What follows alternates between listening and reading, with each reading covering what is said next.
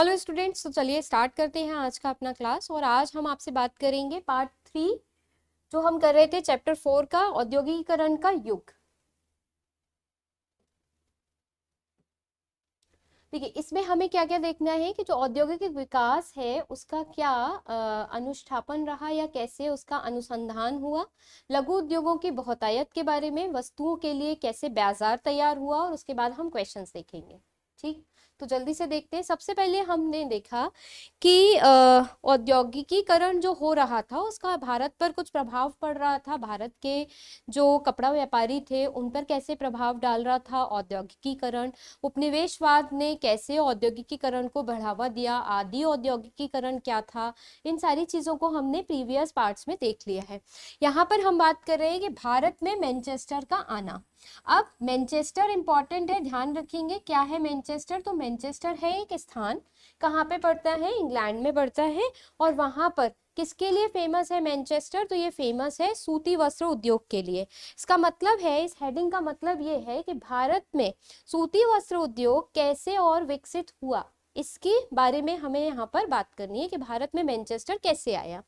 तो 1772 ईस्वी में ईस्ट इंडिया कंपनी के एक अधिकारी जिनका नाम था हेनरी पतुलू ने यह कहा था कि भारतीय कपड़े की मांग कभी कम नहीं हो सकती है। बिल्कुल जाहिर सी बात है कि भारतीय जो कपड़ा है वो बहुत अच्छी क्वालिटी का था, उच्च गुणवत्ता का था, इसलिए उसकी मांग हम देखते आ रहे हैं पहले से ही कि बहुत ज्यादा थी, पूरे विश्व में बहुत ज्यादा थी। क्यों? क्योंकि संसार के किसी भी अन्य देश में इतने अच्छे स्तर का कपड़ा नहीं बनता। इनके इस कथन के बावजूद 19वीं शताब्दी के शुरू में ही भारत के कपड़ा निर्यात में गिरावट आने लगी। हमने ये भी देखा था कि भारत से जो बाहर कपड़ा जाता था वो गिरने लगा था, उसका निर्यात कम हो गया था। कारण भी देखे थे हमने उसके। यही नहीं, है गिरावट काफी समय तक जारी रही और 1811-12 ईस्वी की अवधि में कुल निर्यात भारत के सूती माल का हिस्सा 33% था, जो 50-51 में घटकर 3% रह गया था। ये हमने देखा। हो क्या गया था कि अब कपड़ा नहीं जाता था, अब कॉटन जाती थी। और कपड़ा कहाँ बनता था? विदेशों में बनता था।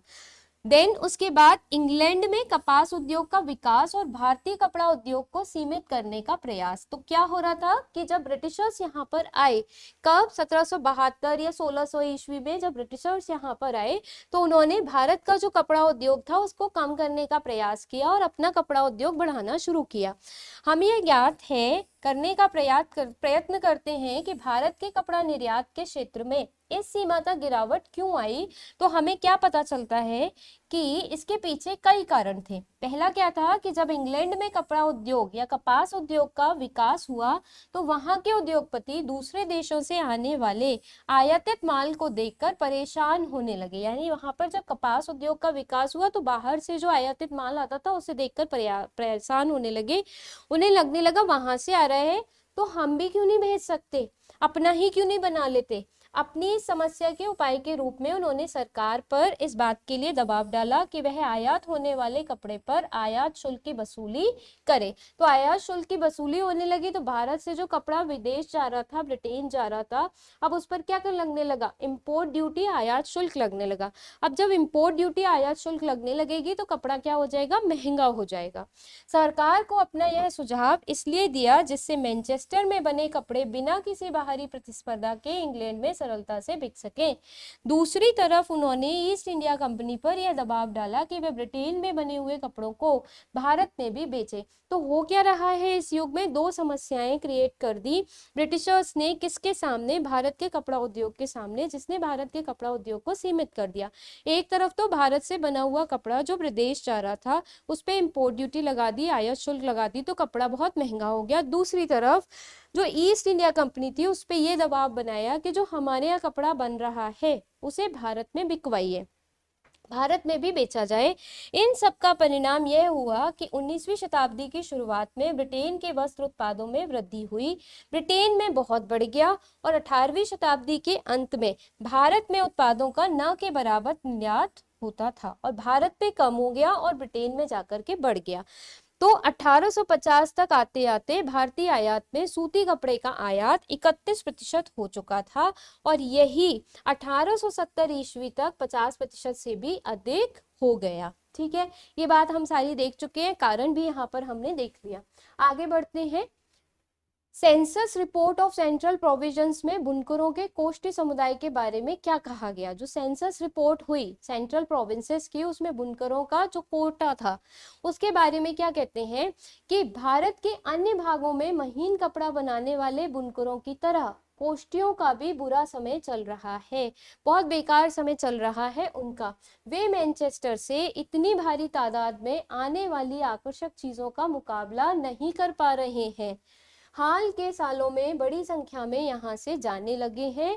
वे मुख्य रूप से बिहार का रुख कर रहे हैं, जहाँ दिहाड़ी मजदूर के तौर पर उन्हें रोजी रोटी मिल जाती है। अब देखते हैं कि 19वीं शताब्दी में हो क्या रहा है कि भारत का जो कपास उद्योग है, भारत का जो कपड़ा उद्योग है, वो सीमित हो गया है। तो डेफिनेट सी बात है, कुछ समस्याएं आएंगी। तो क्या समस्याएं आई? बुनकरों के सामने बहुत समस्या आई, क्योंकि भारत के कपड़ा उद्योग में काम कौन कर रहे थे? बुनकर। ईस्ट इंडिया कंपनी की नीतियों के कारण अब भारत के कपड़ा बुनकरों के सामने एक साथ दो समस्याएं उत्पन्न हो गईं। पहला, उनके द्वारा बनाए गए निर्यात के माल का बाजार अब ढहता जा रहा था, क्योंकि ब्रिटेन ले नहीं रहा था, बाजार कम हो गया था। स्थानीय बाजारों में भी उनके माल को अब उतना नहीं लिया जा रहा था, तो उनका मार्केट कम हो गया था।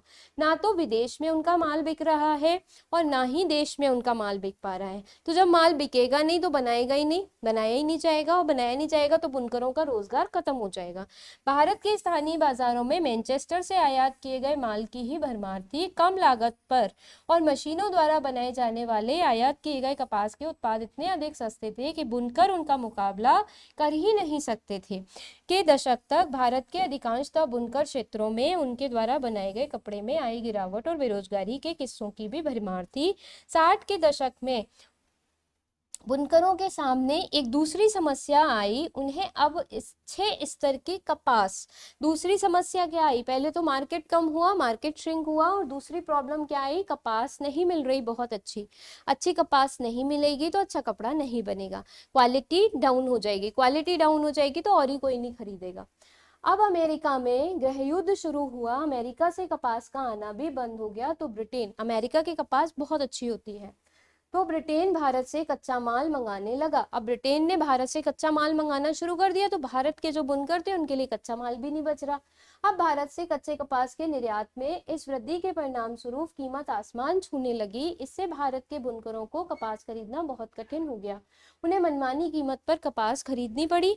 ठीक है, खरीदने के लिए विवश होना पड़ा। इस स्थिति में उनके लिए व्यवसाय करना बहुत कठिन हो गया और उनका जो परिवार था वो संकट में आ गया। 19वीं शताब्दी के अंत में इन बुनकरों के समक्ष एक और समस्या आ खड़ी हुई। तो तीसरी समस्या, पहली समस्या वो जो सामान बना रहे थे उसकी डिमांड कम हो गई है ब्रिटेन में, दूसरी कच्चा माल नहीं मिल पा रहा, बहुत महंगा मिल रहा है, और तीसरी भारतीय कारखानों में ही उत्पादन होने लगा, बाजारों में मशीनों के द्वारा बनी हुई वस्तुओं की भरमार हो गई, मशीनों से बहुत ज्यादा प्रोडक्शन होने लगा, तो हाथ का बना हुआ कपड़ा कोई नहीं ले रहा है। स्थितियों में बुनकर उद्योग का अब कायम रह पाना असंभव हो गया और धीरे धीरे भारत से जो बुनकर उद्योग है वो खत्म होने लगा। तो मुख्य 3 समस्याएं यहाँ पर उनके सामने आई। चलिए आगे बढ़ते हैं। अब जो फोर्थ है हमारा पॉइंट वो कहता है फैक्ट्रियों का आना। किस तरीके से भारत में जो फैक्ट्रियां आई उसमें भारत को कैसे प्रभावित किया, अलग अलग जो फैक्ट्रीज लगी चाहे वो कपड़े की हो या फिर किसी और चीज की, उन्होंने भारत को कैसे प्रभावित किया। तो 1854 की अगर हम बात करें तो मुंबई में पहली कपड़ा मिल की स्थापना हुई। इसे अंडरलाइन करेंगे कि 1854 में पहली कपड़ा मिल लगी। कहाँ पर लगी? मुंबई में। अपनी स्थापना के 2 वर्ष के उपरांत इस मिल में उत्पादन भी शुरू हो गया, मतलब 1856 में इसमें उत्पादन शुरू हो गया। 1862 ईस्वी तक मुंबई में ऐसी 4 मिलों ने काम शुरू कर दिया। तो 4 हो गई, उन 4 मिलों में बहुत अच्छा जो कपड़ा था वो बनने लगा, करगे लग गए, कई सारे तकलियां लग गए। करखे क्या होते हैं? जिनसे हम सूत काटते हैं। बंगाल में उसी समय बंगाल में भी जूट मिलों की स्थापना होने लगी। तो फैक्ट्री आ रही है भारत में। पहले कौन सी आई? कपड़ा मिल, कपड़े की फैक्ट्री। दूसरी कौन सी आ गई? जूट की फैक्ट्री। बंगाल में भारत की पहली जूट मिल, अंडरलाइन करेंगे इसको, कहाँ पे लगी? 1855 ईस्वी में। कहाँ पर लगी? आपकी, और दूसरी जूट मिल 1862 ईस्वी में शुरू की गई। कहाँ पे? बंगाल में। तो पहली जूट मिल लगी 1855 में, दूसरी जूट मिल लगी 1862 में। कहाँ पे? बंगाल में। और पहली कपड़ा मिल लगी 1854 में। कहाँ पे? मुंबई में। बहुत पूछा जाता है ये। उत्तरी भारत के कानपुर में। अब तीसरी हम और बात करते हैं, कहाँ पर? कानपुर में 1860 के दशक में एल्गिन मिल खुली। तीसरी मिल हुई एल्गिन मिल, ये खुली। और इसके एक वर्ष बाद अहमदाबाद की पहली कपड़ा मिल भी चालू हो गई। तो हम देख रहे हैं बहुत जल्दी जल्दी यहाँ पर फैक्ट्रीज लग रही है, कपड़ा मिल लग रही है भारत के अंदर। 1874 में मद्रास प्रांत में भी एक कपड़ा मिल लगा दी गई। ठीक, इन उद्योगों की स्थापना कौन कर रहा था? सबसे पहला सवाल ये है, इन्हें पूंजी कहाँ से प्राप्त हो रही थी? क्योंकि मिल लगाने के लिए बहुत ज्यादा पैसा चाहिए होता है। और मिलों में काम किसके द्वारा किया जा रहा था, ये भी हमें जानना है। अब इन्हीं सारी चीजों को हम अपने आगे के डिस्कशन में बात करेंगे कि कैसे भारत में फैक्ट्रियां जो अलग अलग आई, कपड़ा मिल आई, जूट मिल आई, वो कहाँ आई, पैसा कहाँ से आया, और इन्होंने किस तरीके से काम करना शुरू किया। ठीक है, चलिए सबसे पहले शुरुआत के उद्यमी कौन थे? सबसे पहले जो उद्यमी भारत की हम बात करें तो प्रारंभिक उद्योगों के संस्थापक भारत के अंदर थे जमशेदजी टाटा। ठीक है, एक ये है आपके, और दूसरा इनके बारे में लिखते कुछ हैं, द्वारिकानाथ टैगोर जी, ये भी बनाते हैं, मिल लगाते हैं।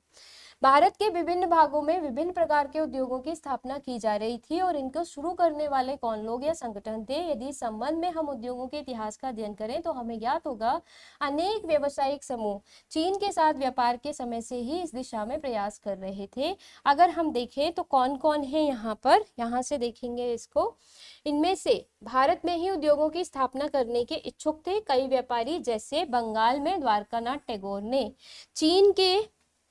चीन के साथ व्यापार करके काफी धन कमाया, और इस धन को कमाने के बाद वो कहाँ पर निवेश करना चाहते थे? भारत में।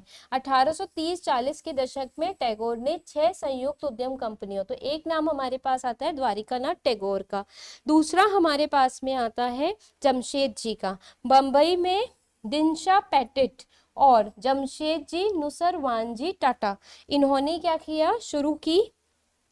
पारसियों ने आंशिक रूप से चीन को और आंशिक रूप से इंग्लैंड को कच्चे कपास का निर्यात करके काफी धन कमाया, और ये धन उन्होंने किसमें लगाया? औद्योगिक साम्राज्य को खड़ा करने में।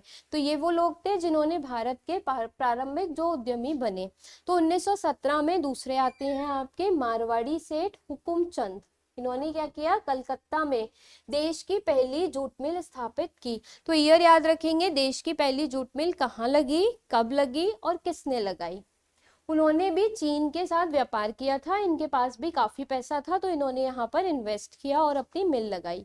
यही काम सुप्रसिद्ध उद्योगपति जीडी बिरला के जो पिता थे और दादा थे उन्होंने भी किया। तो बिरला हुए, टाटा हुए, द्वारिकानाथ टैगोर हुए, देन उसके बाद सेठ हुकुमचंद हुए। इन्होंने भी पूंजी को इकट्ठा किया और इसको उद्यम के रूप में इन्होंने लगाया। तो इस तरीके से इन लोगों ने अपनी कई फैक्ट्रियां लगाई, चाहे कपड़े की फैक्ट्री हो, जूट की फैक्ट्री हो, केमिकल की फैक्ट्री हो, और भारत में उद्यम की शुरुआत की।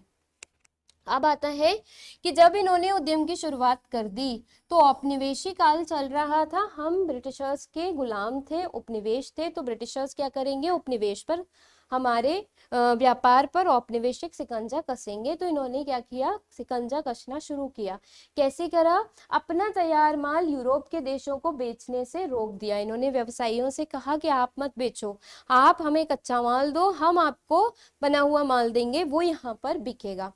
ठीक, और धीरे धीरे करके कच्चे माल का आयात यहाँ से बहुत ज्यादा होने लगा, या निर्यात यहाँ से बहुत ज्यादा होने लगा, और भारतीय व्यापारियों को जहाजरानी व्यवसाय से भी बाहर कर दिया। ये कहा कि सिर्फ शिप्स पर हमारा सामान जाएगा, और शिप्स पर जब अंग्रेजों का ही सामान जाएगा तो भारत से सामान बाहर कैसे जा पाएगा, ये समस्या आई। नाउ नेक्स्ट आता है व्यापार हेतु पूंजी के स्रोत। ये तो हमने देखा कि व्यापारी पहले कौन थे, उद्यमी कौन आए। अब इन्हें पूंजी कहाँ से मिली? देखिए, प्रथम विश्व युद्ध तक यूरोपीय प्रबंधकीय एजेंसियां भारतीय उद्योग के विशाल क्षेत्र का नियंत्रण करती थीं। इनमें Edward Heeglers and company, Andrew Yule. प्रथम विश्व तक यूरोपीय प्रबंधकीय एजेंसियां थी जो भारत के उद्योग का विशाल क्षेत्र का नियंत्रण कर रही थी। इनमें ये कुछ कंपनियां थी, सबसे बड़ी कंपनियां थी।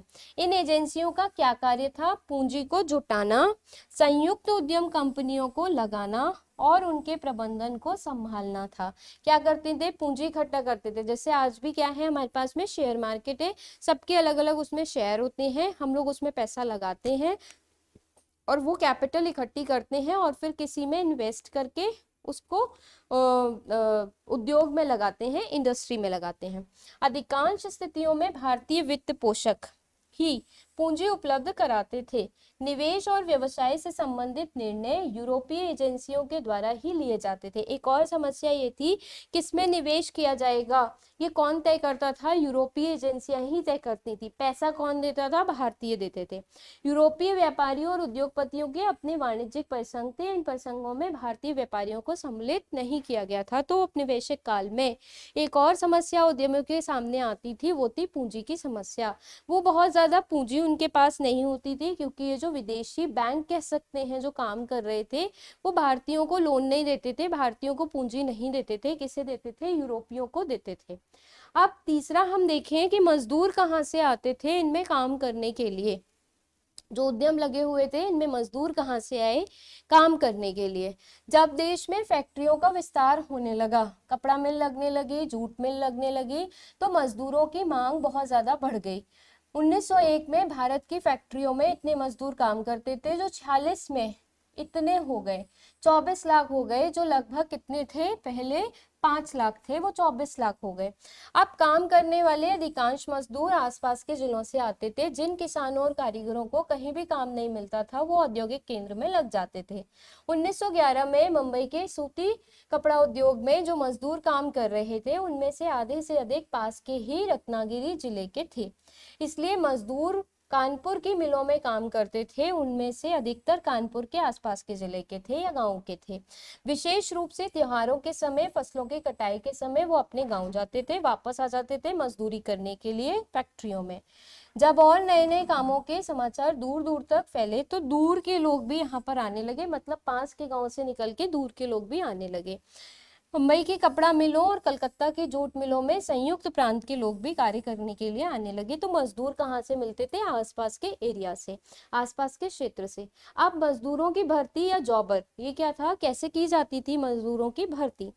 यह एक उल्लेखनीय बात है कि नौकरी प्राप्त करना हमेशा ही कठिन कार्य रहा है। देश में मिलों की संख्या में वृद्धि हो रही थी, लेकिन फिर भी काम आसानी से नहीं मिल रहा था। रोजगारों की तुलना में रोजगार चाहने वालों की संख्या हमेशा से ही अधिक रही है, और जब लेबर फोर्स ज्यादा होगी और वैकेंसी कम होगी तो कंपटीशन बहुत ज़्यादा होगा, जैसा आज भी है। हमारे यहाँ पर जॉब करने वाले या काम करने वाले लोग ज़्यादा हैं और जॉब काम कम है, इसीलिए हमेशा कंपटीशन, प्रतियोगिता बहुत ज़्यादा रहती है। और तब हम किसकी नियुक्ति करते हैं? जॉबर की, जो चेक कर सके कि ये अपने कंपटीशन के हिसाब से है, ये अच्छा है, इसे देनी चाहिए या इसे नहीं देनी चाहिए। मजदूरों की भर्ती करने के लिए उद्योगपति किसे रखते थे? जॉबर को, जो क्या करता था, उनके लिए मजदूर ढूंढ के लाता था, और सही मजदूर ढूंढ के लाता था जो कम पैसे में ज्यादा काम करने के लिए तैयार हो जाते थे। अब आता है औद्योगिक विकास का अनूठापन। तो जो औद्योगिक विकास भारत के अंदर हो रहा था, उसकी कुछ स्पेशलिटी थी, उसमें कुछ विशेषताएं थी। जैसे भारतीय औद्योगिक उत्पादन पर अपना प्रभाव रखने वाली यूरोपीय प्रबंधकीय एजेंसियां कौन सी थी? तो औद्योगिक विकास हो रहा था। इस औद्योगिक विकास की एक विशेषता ये थी कि यहाँ पर यूरोपीय प्रबंधकीय एजेंसियां थीं जो इस पर अपना प्रभाव रख रही थी, भारत के औद्योगिक उत्पादन पर अपना प्रभाव रख रही थी। देन भारतीय कताई मिलों में बनने वाला सूती धागा, ये भी बहुत बड़ी विशेषता थी, क्योंकि भारत की मिलों में जो सूती धागा बनता था वो बहुत स्पेशल था, बहुत विशेष था। वैसा सूती धागा पूरे विश्व में कहीं और नहीं बनता था, इसलिए भारतीय कपड़े की बहुत ज्यादा मांग थी। तीसरा, औद्योगिक क्षेत्र में परिवर्तन और धागे के स्थान पर कपड़े का उत्पादन। धीरे धीरे क्या हुआ, औद्योगिक क्षेत्र बदला और धागे के स्थान पर किसका उत्पादन होने लगा? कपड़े का उत्पादन होने लगा। नेक्स्ट, प्रथम विश्व युद्ध के दौरान सैन्य सामग्री के निर्माण के कारण औद्योगिक उत्पादन की गति जो थी वो बहुत ज्यादा बढ़ गई, औद्योगिक उत्पादन ज्यादा बढ़ गया क्योंकि विश्व युद्ध आ गया था। विश्व युद्ध में डिमांड जो होती है वो बढ़ जाती है। नेक्स्ट, ब्रिटेन की अर्थव्यवस्था कमजोर पड़ गई प्रथम विश्व युद्ध के बाद में, और जो स्थानीय उद्योगपति थे उनकी स्थिति मजबूत हो गई और इसने भारत का औद्योगिक विकास और तेज कर दिया। अब आते हैं लघु उद्योगों की बहुतायत। तो लघु उद्योग भी बहुत ज्यादा देखने को मिलते हैं भारत में। लघु उद्योगों का मतलब है अपने घरों से ही छोटे रूप में उद्योगों को चलाना, जैसे हथकरघा उद्योग। हथकरघा उद्योग मतलब हाथ से कपड़ा बुनना, हाथ से कढ़ाई करना, ये सब आता है हथकरघा उद्योग में। बुनकरों की स्थिति में नई तकनीक के कारण प्रगति हुई, नई तकनीक आ गई, उनके पास अच्छी टेक्निक आ गई, तो उनके लघु उद्योग में क्या हुआ, बढ़ावा मिला, लघु उद्योग को बढ़ावा मिला। पहले कम लोग करते थे, फिर ज्यादा लोग करने लग गए थे। देन बुनकरों द्वारा तैयार किया जाने वाला मोटा व महीन किस्म का कपड़ा और बुनकरों का श्रमपूर्ण जीवन। तो मोटा कपड़ा भी बनाते थे, महीन कपड़ा भी बनाते थे, और उनका जीवन बहुत श्रमपूर्ण रहता था क्योंकि उन्हें बहुत ज्यादा मेहनत करनी पड़ती थी। हाथ से बुनाई करने में बहुत मेहनत लगती है और एक दिन में एक ही उत्पाद बना पाते हैं, बहुत ज्यादा उत्पाद नहीं बन पाते हैं। नेक्स्ट आता है कि वस्तुओं के लिए, अब ये जो सारी चीजें बन रही थी, चाहे बड़े उद्योग में चाहे लघु उद्योग में, इनके लिए बाजार कहाँ से मिलता था, कहाँ से आता था बाजार। तो बाजार एक तो भारत ही इनका रहता था जो घरेलू बाजार रहा, और दूसरा रहता था ब्रिटेन। समय के साथ साथ ब्रिटेन का बाजार भी कम होने लगा था और भारत का बाजार भी कम होने लगा था। लेकिन जब प्रथम विश्व युद्ध हुआ और द्वितीय विश्व युद्ध हुआ और ब्रिटेन की स्थिति कमजोर हुई, जब ब्रिटेन की स्थिति कमजोर होगी तो वहां पर मिलों में बहुत ज्यादा सामान नहीं बन पाएगा, तो फिर कहाँ से जाएगा, भारत से ही जाएगा। लेकिन एक समय पर हम देखते हैं कि कम भी हुई है। देन नए उपभोक्ता बनाने हेतु उद्योगपतियों द्वारा अपनाए गए नए तरीके और उनका उद्योगों पर प्रभाव।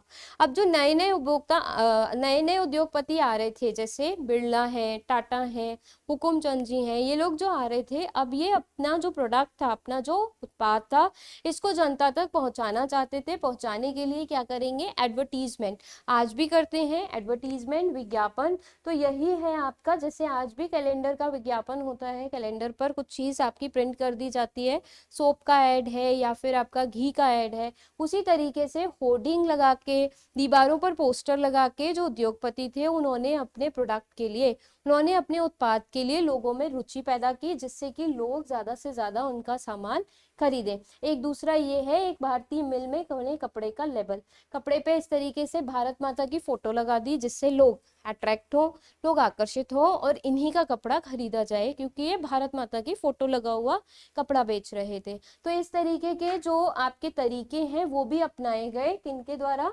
उद्यमियों के द्वारा। यहाँ पर आपका ये वाला जो चैप्टर है ये कंप्लीट होता है। कुल मिलाकर के अगर हम समराइज करें तो ऐसे कर सकते हैं कि जो भारत में औद्योगिकीकरण हो रहा था, या जो पूरे विश्व में औद्योगिकीकरण हो रहा था, उपनिवेशों ने उनको कैसे प्रभावित किया, कैसे भारतीय उद्यमियों ने अपने लिए पूंजी की व्यवस्था की, कहाँ से बुनकर आते थे, कहाँ से लेबर आती थी, बुनकरों के लिए क्या समस्याएं क्रिएट हुई, ये सारी बातें हमने यहाँ पर डिस्कस कर ली। अब कुछ देख लेते हैं जल्दी से अभ्यास प्रश्न।